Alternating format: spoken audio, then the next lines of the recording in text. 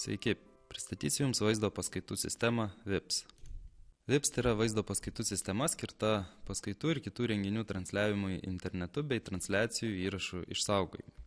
Tai yra sinchroninė mokymosi priemonė, kai mokymasis vyksta audio ir arba video konferencijos metu realiu laiku, tai yra vyksta transliacija gyvai ir tuo metu vyksta mokymasis. Ar iš ko susideda VIPS sistema? Tai ją sudaro tokie sistemos komponentai.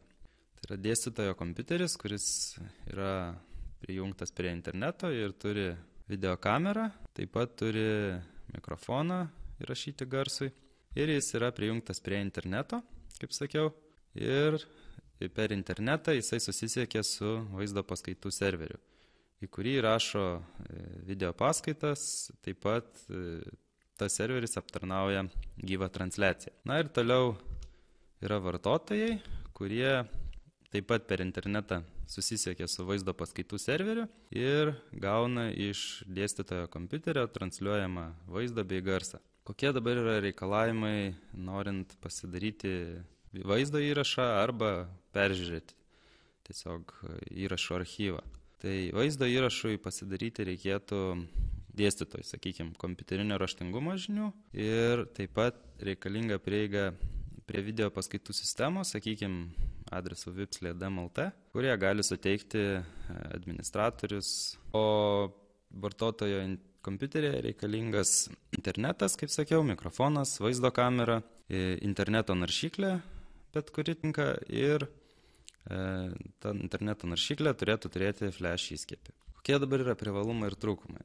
Tai privalumai palaiko populiariausias operacinės sistemas, tai yra jūs gali dirbti tiek su Mac sistema, tiek su Windows, tiek su Linux, tiek peržiūrėti, tiek įrašyti video įrašus.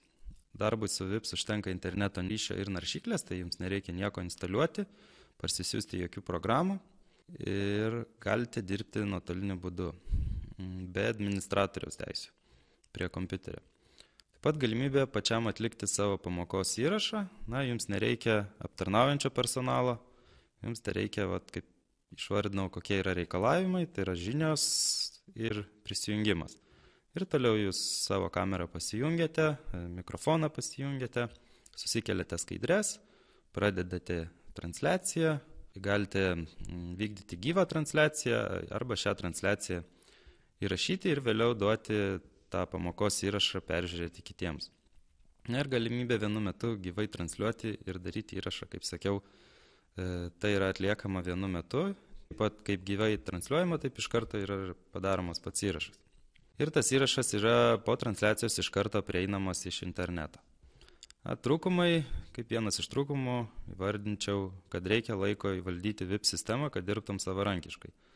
Reikia truputį pasimokyti, tam tikrų įgūdžių, susikelti skaidres, tas skaidres į PDF formatą galbūt persikonvertuoti, ir panašiai, bet 3-4 kartus pasibandžius jau 5 kartą jūs galite laisvai užsiimti transliaciją arba atlikti savo pamokos įrašą. Tai tiek trumpai apie video paskaitų sistemą VIPS, o dabar parodysiu Jums vips.lt portalą.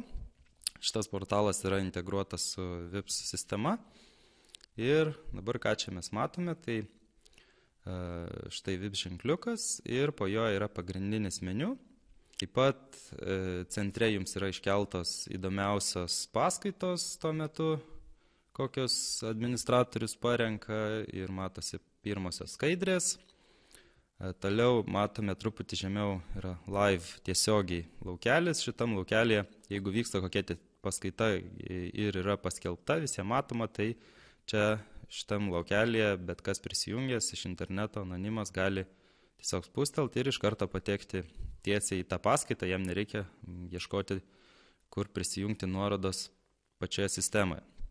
Kadangi aš esu pasijungęs kaip Tomas P. vartotojas, tai taip pat dar turiu papildomų galimybių, kaip atsijungti, pranešti apie klaidą, pasižiūrėti mano erdvę, mano kanalus ir panašiai. Ir galiu kurti naujus dalykus visokius. Dėstytojas tiek daug kurti dalykų negali, jisai gali kurti įrašą ir to dėstytojai yra pakankamai. Naujienos turbūt aišku, naujausi konferencijų ir seminarų įrašai čia atsiranda iš karto, kai vyksta kažkokia po konferencijų arba seminarų. Naujausi paskaitų įrašai, kurie yra prieinami viešai visiems internete. Na, ir dabar dar peržvelgsiu pagrindinį meniu, sakykime, nuspaudžiam institucijos, tai matyti, kokios institucijos dabar naudojasi šitą video paskaitų sistemą. Na, sakykime, Kauno technologijos universitetas, tai jis ir Kauno technologijos universitete vykstančios konferencijos visos yra pasiekiamos, kurios buvo transliuotos kažkadais ir yra sukelti visi įrašai ir taip pat studijų programos. Sakykime, pasižiūrėkim, studijų programos, informacinės technologijos ir čia galima pasižiūrėti apie šiuolaikinės operacinės sistemas, apie programavimo technologijas ir panašiai. Toliau visas studijų programų sąrašas, visas konferencijų sąrašas, dar kas buvo labiausiai žiūrima, kas populiariausia buvo, kiek peržiūrų ir panašiai. Na, taip pat dar pasižiūrėkim kokį nors vieną įrašą įdomesnį. Tai sakykime, pasirenku kokią nors instituciją. Matau, kad ta institucija vieną konferenciją turėjo ir čia aprašymas. Ir sesijų įrašai, kaip matome, tiek buvo pranešimų skaityta. Na, atsidarykim, sakykim, kažkas apie planšetės Windows pamokoje. Spaudžiam peržiūrėti. Išsikrauna vaizdo langas ir štai planšetės su Windows fizikos pamokoje. Čia matote skaidrę, kurią galima pasididinti. Matome vaizdą, kurį irgi galima pasididinti.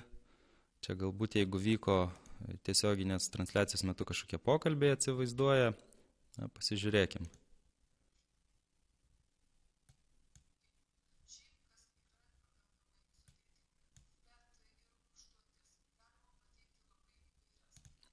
Tai kaip matote, prasukus vaizdą atsiverčia tuo metu skaidrę, kurią pranešėjas rodė ir taip pat galima skaidrių sąraše pasižiūrėti kažkokią tai skaidrę ir vaizdas nušoka būtent į tą vietą ir groja nuo tos vietos. Tai tokia yra vaizdo paskaitų sistema ir tiek trumpai.